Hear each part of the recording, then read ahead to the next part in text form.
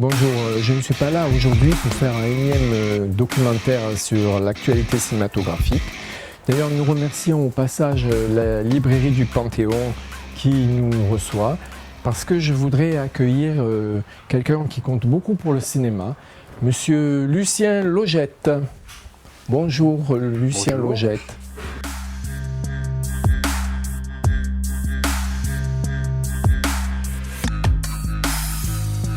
Alors Lucien Logette, c'est assez difficile de vous présenter parce que vous avez fait énormément de choses. Alors je vais essayer de résumer un petit peu votre carrière. Vous avez soutenu en 1981 une thèse sur Jacques Brunius. Oui. Voilà. Vous avez été aussi professeur d'EPS. À l'époque, on ne disait pas ça. Professeur de gymnastique. De gymnastique. Et puis, dans les années 80, au moment de votre thèse, vous vous êtes dirigé et vous êtes devenu donc rédacteur, puis rédacteur en chef de la revue Jeune Cinéma. Une revue qu'on ne présente pas puisqu'elle s'appelle Jeune Cinéma, mais c'est une revue qui est quand même assez ancienne. Mais vous collaborez également à la quinzaine littéraire de 1991 à 2015 par là, 2015. Oui, 2000, je sais plus, jusqu'à la fin de la quinzaine littéraire, jusqu'à la fin de l'édition papier. Voilà. Je dirais 2013 ou 2015. Et vous suivez l'équipe historique. Et vous participez également à l'équipe qui s'appelle En attendant Nado. Oui, un peu moins maintenant parce que c'est une revue purement virtuelle et j'ai toujours mon vieux réflexe du papier prioritaire, donc j'y participe d'extrêmement loin. Voilà. Vous avez été également commissaire d'exposition, une exposition à la Cité des Sciences, et vous avez également réalisé un court-métrage. Non, je n'ai pas réalisé, j'ai écrit le scénario du court-métrage. Ah, vous avez écrit et vous ne l'avez pas réalisé? Non, j'ai écrit le scénario, il a été réalisé ça devait être en 1989, et le court-métrage a été sélectionné à Cannes en sélection officielle. Je n'étais pas responsable, il n'a pas eu de palme d'or, hélas, mais je crois que c'était l'année de la palme du court-métrage pour Jane Campion, donc c'était pas une année. D'accord. Et puis donc, Jeune Cinéma, c'est une vieille histoire, parce que c'est une revue qui a été créée en septembre 1964 par Jean Delmas, qui était mon professeur d'histoire-géographie en terminale. Donc c'est pour ça que j'ai été un peu... Moi, je n'ai pas collaboré à la revue tout de suite, mais j'ai attendu une bonne quinzaine d'années avant de m'y mettre. Voilà. Et puis, voilà, j'ai commencé à travailler en 1979 pour la revue. Puis petit à petit, j'ai fait mon trou et je suis devenu rédacteur en chef en 1990. C'est-à-dire André Tournès devenait directrice de publication. Et puis, quand André Tournès est décédé en 2012, je suis devenu directeur de publication et rédacteur en chef. Et voilà. Alors maintenant, Lucien Logette, nous allons passer à un autre exercice. Nous sommes coutumiers de cet exercice dans cette émission, c'est la vérité dans le bocal. Donc dans ce bocal, il y a 10 questions que vous allez tirer les unes après les autres. Elles tournent toutes autour de la problématique du cinéma, c'est-à-dire comment est-il perçu par le spectateur, quelle est cette fameuse crise, puisqu'il vient d'y avoir les états généraux du cinéma, et comment un rédacteur en chef d'une revue de cinéma le comprend et l'interprète. Difficile. La cinéphilie en question.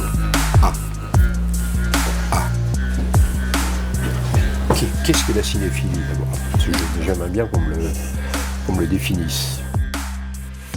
Art et essai. Beau sujet, mais est-ce que c'est en relation avec la crise du cinéma actuellement? Je ne sais pas, parce que l'art et essai est quelque chose de stable, j'ai l'impression. Je ne sais pas. Oui, non, j'ai pas ciné-chiffres sous la main, je ne regarde pas ça, mais j'ai l'impression que la crise actuelle du cinéma, ou la crise actuelle des spectateurs, je n'ai pas l'impression que ça touche en priorité l'art et essai. Je pense que tout ça touche le grand public des grandes salles. L'art et essai étant quand même une niche avec un public un peu, pas captif, mais un peu fidèle. Je manque de chiffres, là, je ne veux pas savoir, mais j'ai pas l'impression que, eu égard au nombre de reprises importantes qu'il y a et au nombre de films un peu pointus qui sortent, que la crise touche en priorité l'art et essai. Mais je crois quand même qu'au niveau des subventions qu'ils perçoivent, il faut qu'il y ait quand même un certain nombre de spectateurs. Ben, je le sais de quelqu'un qui m'a parlé justement du Chaplin qui est à Saint-Lambert, oui. Qui est à essai. On lui a un petit peu baissé sa subvention parce qu'il y a de moins en moins de spectateurs. C'est-à-dire la baisse du nombre de spectateurs général se ressent aussi dans un truc aussi précis. Dans les salles classées art et essai.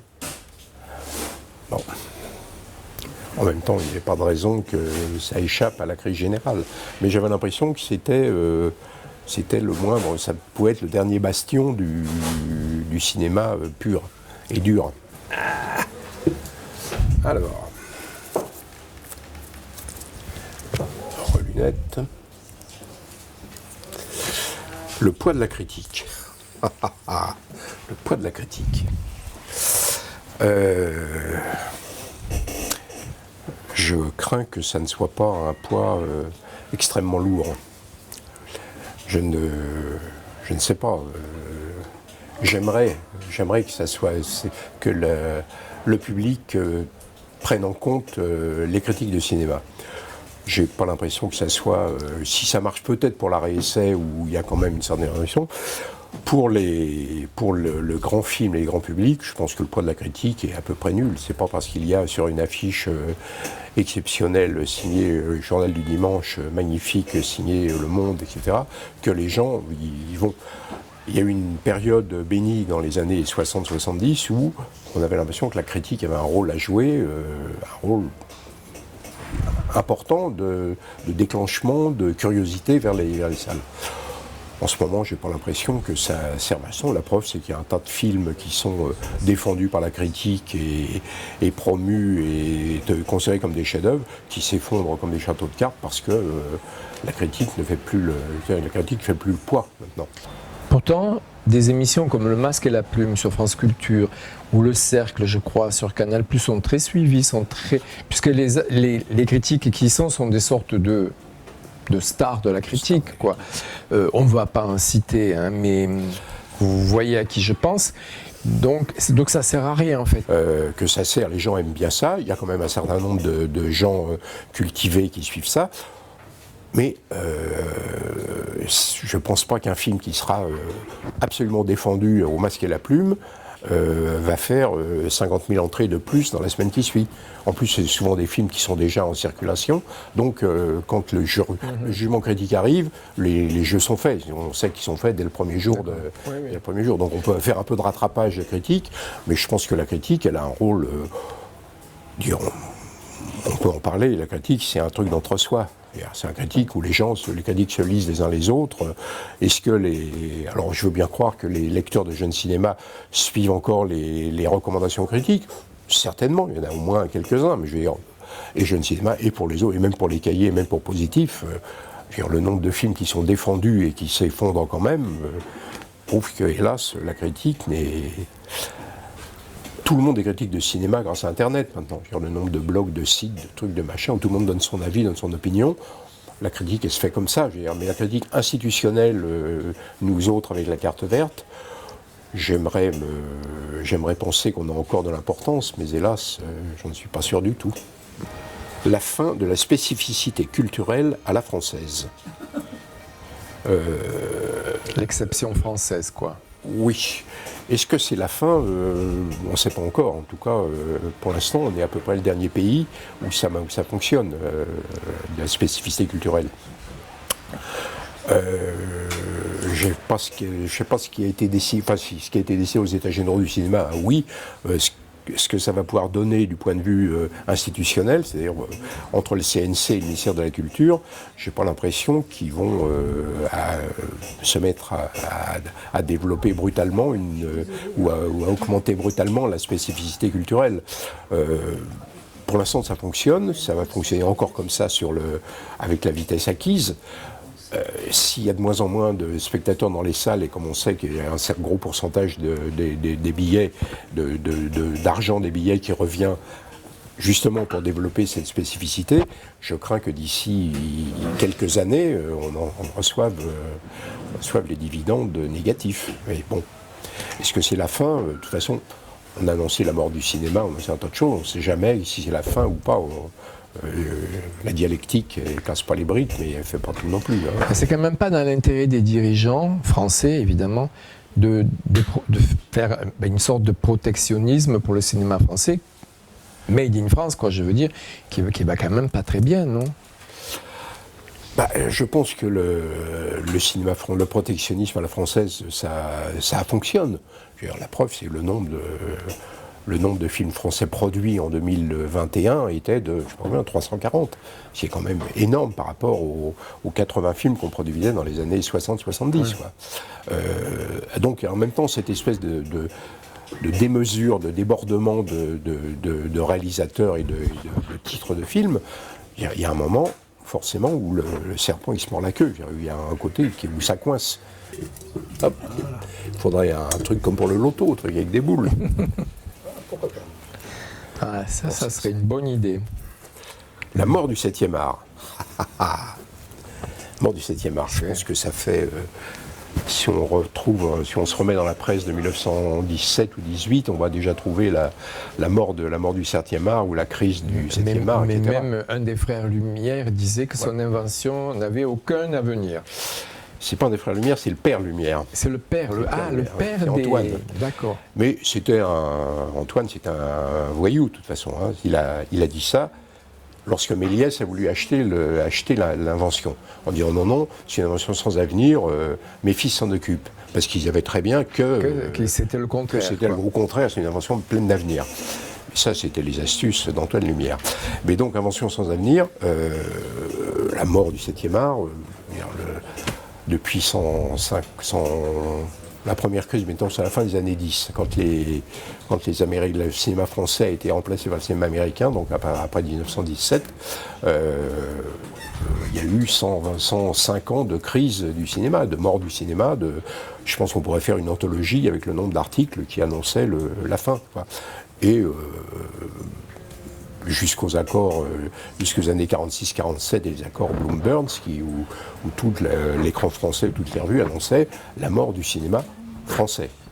Maintenant, on est passé à la mort du 7e art en tant que tel. Je ne pense pas, l'art, ça ne meurt jamais. Il y a toujours la mort de la peinture, la mort de la musique, la mort du truc, ça n'existe pas. Il y a des formes nouvelles, il y a des rebonds différents. Mais là, on assiste en ce moment, non pas à une mort, mais à un changement d'orientation, une transformation assez profonde de ce qu'était le cinéma qu'on a connu depuis qu'on va au cinéma, parce que tout ce qui est autour du cinéma a changé, parce que je pense que le premier grand bouleversement moderne, je ne parle pas du muet et du parlant, ça a été l'invention de la vidéocassette. À partir du moment où il y a eu des VHS, la consommation du cinéma a changé. Et après, ça n'a fait que entre le laserdisc, le CD, et après les liens et tout ça. Donc, c'est pas une mort du cinéma, il y a de plus en plus de films. Alors, est-ce que c'est le 7e art là-dedans? De toute façon, est-ce que le cinéma est vraiment un art? Oui, bien sûr. Mais après, je pense qu'il y a quand même deux choses à prendre en considération. C'est le format de l'image, parce que, par exemple, j'ai lu Woody Allen, il ne voudrait pas que les gens regardent ses films sur des smartphones. Il y a ça. Et puis, il y a le développement des séries. Est-ce que les séries sont... C'est justement pas notre producteur, c'est peut-être à ça qu'il pensait. À la fois le support et à la fois parce que les scénarios des séries ne sont pas des scénarios de cinéma. Et est-ce que ce n'est pas les séries qui vont finalement supplanter cet imaginaire collectif? Bon, alors le côté petit écran, effectivement, le rapport a changé maintenant, c'est-à-dire c'est plus un rapport au film, c'est un rapport à l'image.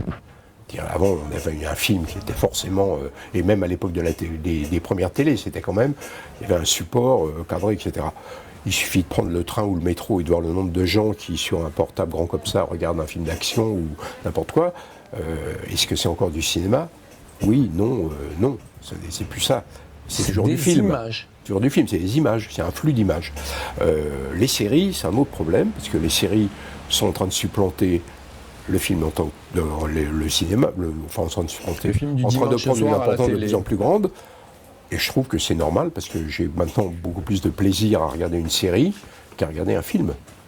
Je trouve que les séries, il y a pas toutes, hein, faut le dire. Je veux dire, il y a des séries américaines et certaines françaises qui sont des modèles d'écriture de scénario, de précision, Alors effectivement, le metteur en scène, le réalisateur disparaît. Et il n'est jamais cité à peu près, ils sont anonymes. L'essentiel, c'est le producteur et le scénariste. C'est comme ça, n'empêche que le produit fini est tel que c'est beaucoup plus intéressant que 60% des films français, au moins français, et même américains, que je peux voir pendant l'année. Alors, les séries, je veux dire, les séries, ça a toujours existé. Je veux dire, Feuillade, Germaine Dulac, Gaston Ravel, L'Herbier, ils ont tous fait des séries à l'époque. Sauf que maintenant, effectivement, les séries sont devenues les feuilletons contemporains. Enfin, on appelle ça des feuilletons. Feuilletons, on a eu combien des feuilletons à la télé dans les années 50-60 Alors, est-ce que Maigret et Jean Richard, c'est une série? C'est pas tout à fait pareil, mais enfin, les séries, les Saintes Chéries dans les années 60, c'était déjà une série. Je veux dire, alors, on ne parlait pas à l'époque de mort du cinéma, parce que c'était la télé, le cinéma. Sauf que maintenant, c'est la télé et le cinéma, c'est un flux d'images.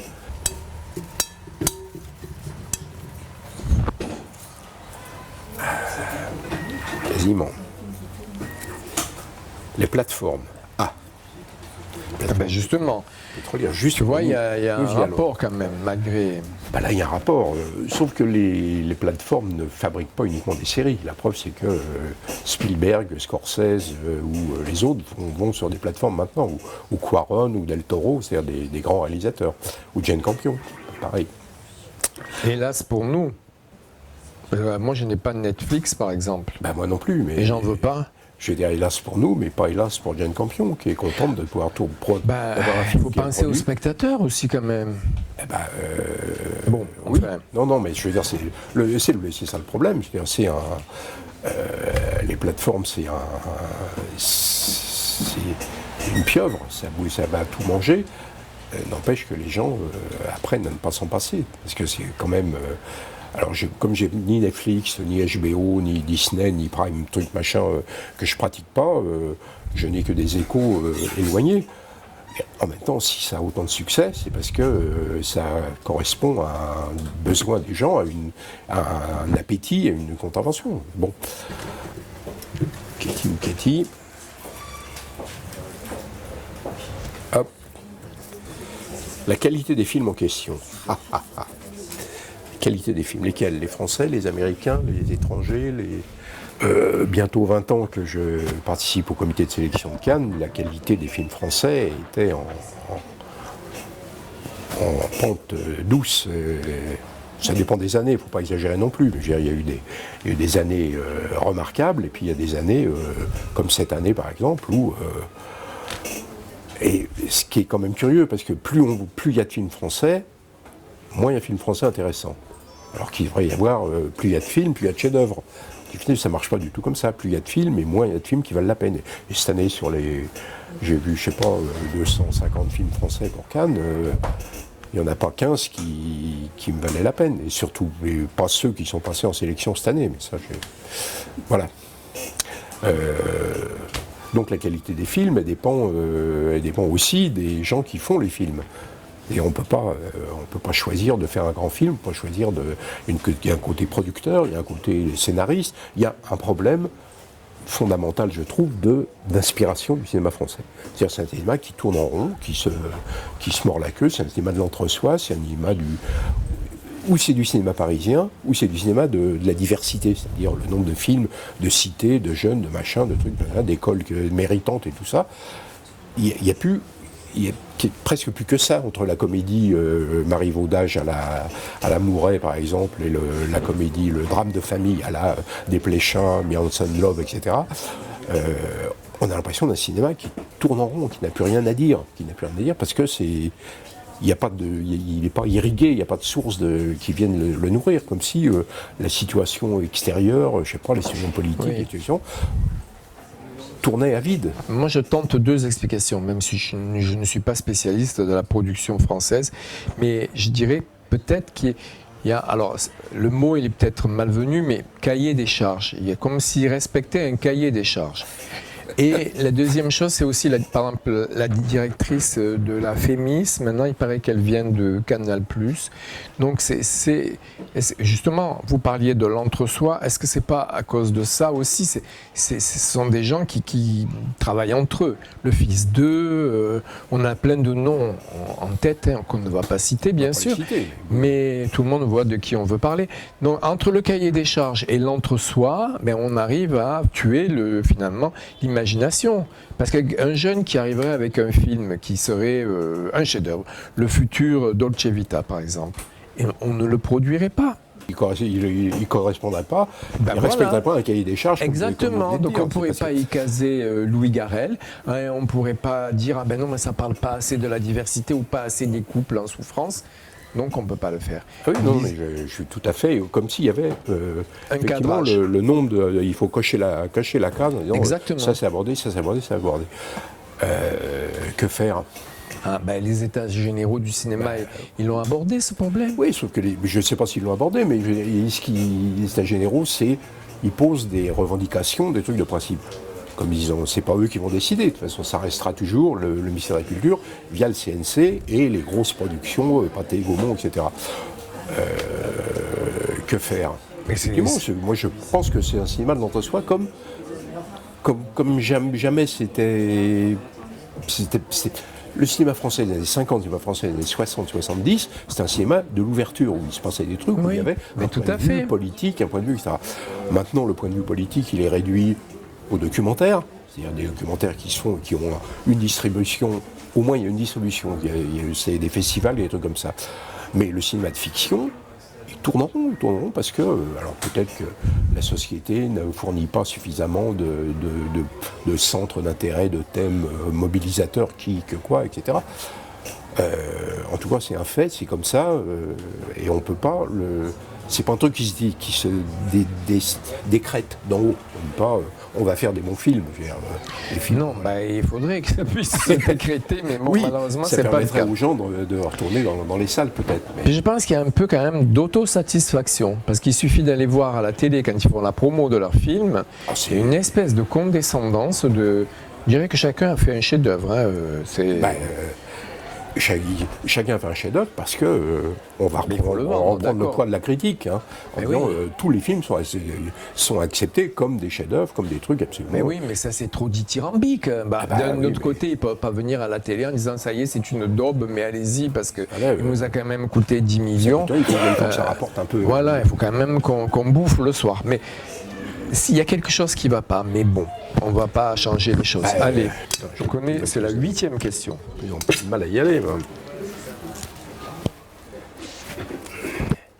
Les écrans en question. On retombe sur le. Voilà, on en a déjà parlé. C'est-à-dire, est-ce qu'ils ont besoin d'aller en salle maintenant? Non. La preuve, c'est qu'ils n'y vont pas. Donc ça sous-entend quelque chose. Il y a une question de prix qui joue, il y a une question de qualité qui joue. C'est effectivement quand on met 15 €, je sais pas moi, une salle de cinéma, une place de cinéma maintenant pour aller voir un film, il vaut mieux que ça soit un film qu'on a envie de voir et qui correspond à ce qu'on en attend.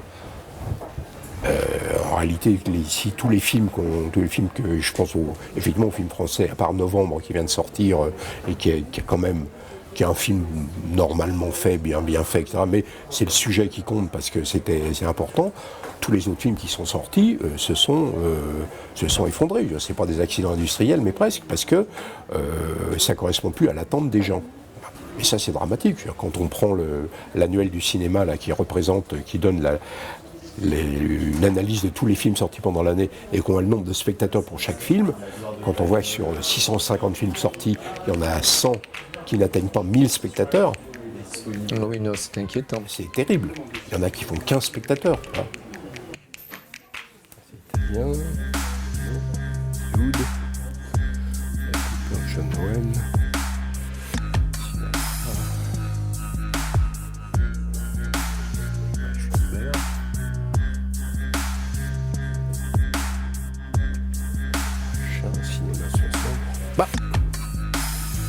Ah, ah.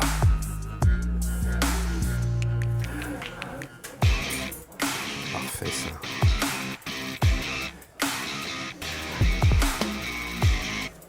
Superbe.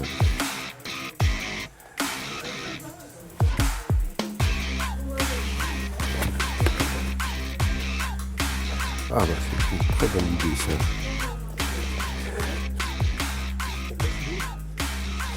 Bah, c'est un livre de Christophe Gauthier et Natacha Laurent, qui sont les anciens. L'un et l'autre ont été directeurs ou présidents de la Cinémathèque de Toulouse. Et c'est un livre sur Raymond Borde, qui a été le fondateur de la Cinémathèque de Toulouse. Et qui est un personnage remarquable, qui a été qui n'a pas précédé Henri Langlois, mais qui dans son coin, c'est-à-dire à Toulouse, où il habitait, a rassemblé des centaines et des milliers de films dans les années 50, en faisant la tournée des tourneurs de films. C'est-à-dire tous les gens tous les tourneurs de films qui tournaient dans les villages, des trucs comme ça, qui avaient des copies 16 mm ou 35 mm, il leur a tout racheté ou gardé, etc. Et il a constitué une cinémathèque à Toulouse absolument remarquable. Alors, c'était pas Langlois, tant mieux, parce que les films, il faisait attention à ce qu'il faisait. C'était un vrai conservateur de musée. C'est un homme organisé, il était inspecteur des impôts, donc il savait ce qu'il faisait. C'était pas un poète comme Langlois, mais tous les films qu'il a gardés ont été conservés en bon état et sont encore utilisables. Il était critique à la revue Positif, dans l'époque historique des années 55, à l'époque où la majorité du comité de rédaction Positif, c'était fait par des membres du groupe surréaliste. Il y avait Ado Kirou, Louis Seguin, Roger Tailleur, Georges Golfen, et Raymond Borde, et Freddy Buache. Et lorsqu'il y a eu l'affaire Langlois, c'est-à-dire en février 68, quand Henri Langlois a été renvoyé par le ministère et remplacé par Barbin, tout le cinéma du monde s'est mobilisé contre l'outrage fait à Langlois, sauf Raymond Borde, qui a dit que c'était bien fait pour lui, de toute façon, parce que il travaillait comme un gougnafier, il s'occupait pas des films, et Borde a été l'objet il a été renvoyé de Positif, il a été renvoyé du groupe surréaliste, il a été mis complètement à l'honneur. Alors qu'en réalité, il avait raison. On a appris après que Langlois, effectivement, ne s'occupait pas des films, qu'ils étaient dans un état de pourriture avancée, qu'ils ne savaient même pas tout ce qu'il avait. Il avait caché des films qu'on brûlait depuis dans des entrepôts, etc. Et donc Borde n'a pas été réhabilité, puisqu'il est mort quelques années après. Mais je trouve très bien que ce franc-tireur, et qui a vu un travail extraordinaire de conservation de films, et de films muets surtout, plus que Langlois, est un livre qui revienne sur lui. En plus, c'était un bon écrivain, c'était un critique excellent, passionné, et qui a écrit un bouquin qui s'appelle L'Extricable, une sorte de petit pamphlet de une centaine de pages que Eric Losfeld avait publié à l'époque, et qui était un traité de savoir-vivre, qui valait celui de Van Eghem en 1968, quoi. C'était un truc comme ça. Ben donc je suis très content que ce livre paraisse, parce que, voilà, on va... Pardon ? Tu l'as fait comment ? Ouais, je le recommande. Et pour bien terminer cette rencontre, j'aimerais vous proposer maintenant des questions qui sont un peu héritées de Proust, l'adaptation du questionnaire aussi de Pivot. Donc le principe c'est ça, je vais vous poser des questions et vous répondre le plus rapidement possible, et sans réfléchir bien sûr. Et à chacun c'est un film préféré ? Alors, donc les films préférés, j'ai plusieurs films préférés, qui sont les films que j'ai vus à peu près 50 fois chacun, qui sont Chantant sous la pluie, pour des raisons évidentes, de plaisir, de trucs comme ça. L'Âge d'or de Buñuel, parce que c'est une des grandes découvertes de la cinémathèque des années 60 et pour ces raisons de révolte, de révolution, de poésie importante. Et Muriel d'Alain Resnais, parce que c'est un film, des films les plus piégeants que je connaisse. C'est un film que j'ai, au bout de 20 visions, je découvrais encore des trucs que j'avais pas vu dedans. Voilà. En cachette, jamais. Un nanar, il n'y a pas de raison de les en cachette. J'ai un grand plaisir à regarder des vieux films de Roger Corman des années 50, qui sont Teenage Caveman, par exemple, et les films de Jean Orlin, qui est comme Fascination, ou Les deux orphelines vampires.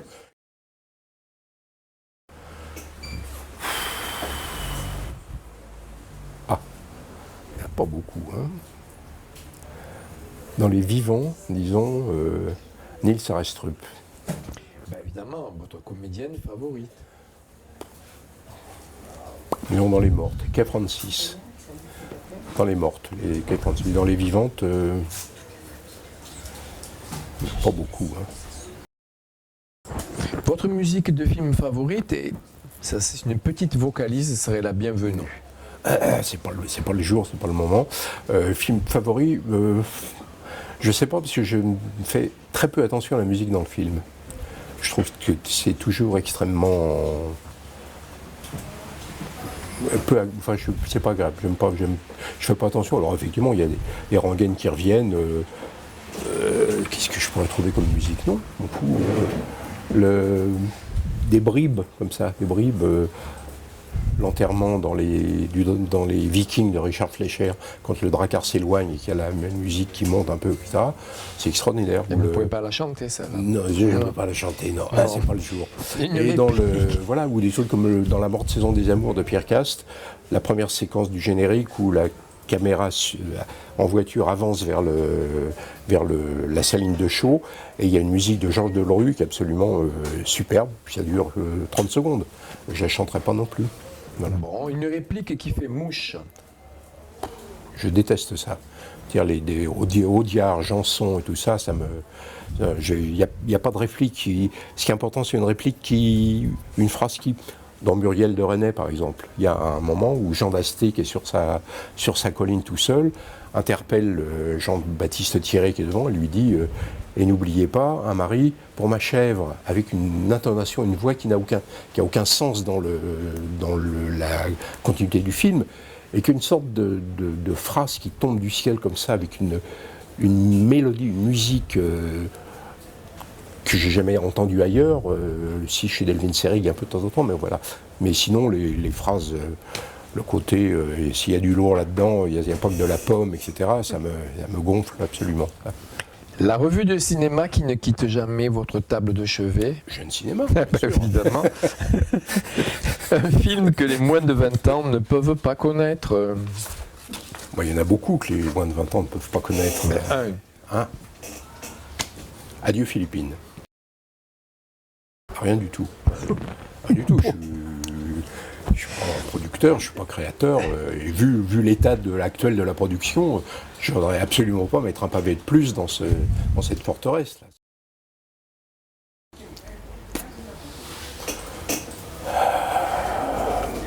Je sais pas. Honnêtement, je sais pas, parce que je vois pas de comédiens qu'on va froisser comme ça pendant des années. Non, Joker, là je passe. Vous êtes acteur, et quel est le personnage de fiction que vous aimeriez interpréter? Fanfan la Tulipe. La dernière fois que vous avez été dans une salle de cinéma, c'était quand? Hier. Et on peut savoir la salle? Fondation Pathé Sédou, film muet 1924, tchèque, Paradis Blanc. Et quel est celui qui vous a le plus scotché au fauteuil? Oui, disons la première fois que j'ai vu La Nuit des Morts Vivants. Eh bien, la dernière, je crois que c'est un hommage à Chancel. Croyez-vous que Dieu aime le cinéma? Qui? Eh bien, Lucien, maintenant pour terminer cette rencontre sympathique, je voudrais savoir si vous avez des choses à nous dire sur votre actualité, ce que vous préparez, sur Jeune Cinéma, parce que je vois que vous êtes en train de le feuilleter. C'est un numéro où il n'y a pas d'actualité, au contraire. Vu tout ce qu'on a parlé, tout ce qu'on a raconté tout à l'heure sur la faible qualité de ce qu'il y avait dans les salles et de ce qui nous était proposé, c'est un numéro un peu patrimonial qui revient sur Pasolini, sur Grémillon, sur Rob Grillet. D'ailleurs, c'est pas d'une actualité très grouillante. Et je trouve que c'est bien parce que le trop d'actualité me fatigue. Quand je lis les revues, mes consoeurs et les autres revues, la nécessité pour elles de coller à l'actualité me paraît épuisante. C'est-à-dire, quelle que soit la qualité des films, relire le 7e entretien avec les frères Dardenne ou des choses comme ça me paraît inutile. C'est pas la peine de revenir sur tous les 2 ans sur des trucs comme ça. Donc, Jeune Cinéma s'intéresse à l'actualité quand elle lui paraît intéressante et pas une actualité violente, c'est-à-dire ce serait pas Novembre de Gymnase par exemple, s'il n'y a pas besoin. C'est une actualité, c'est effectivement, on parlait d'arrêt-essai tout à l'heure, plutôt sur des auteurs à découvrir, sur des films à promouvoir, des trucs comme ça. C'est pas du tout, on n'essaye pas du tout d'aller dans le courant, dans le mainstream, quoi. Donc là, c'est du patrimoine. Dans le prochain, il y aura aussi du patrimoine. Parce que je considère que c'est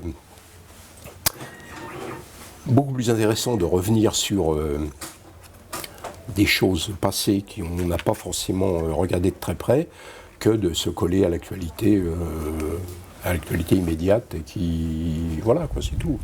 Donc je ne peux pas dire ce qu'il y aura dans le prochain numéro. Il y aura des choses un peu de ce genre-là sur le cinéma japonais ou des acteurs japonais, sur le Pierre Prévert, des choses comme ça.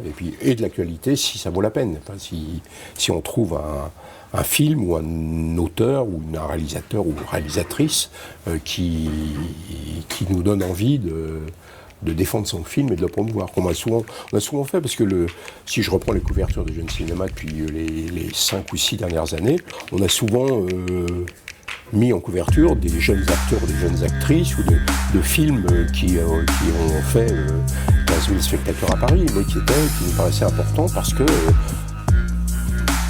autant offrir une couverture, non pas aux frères Dardenne ou à Bien Love comme tout le monde, mais à quelqu'un qui n'a pas accès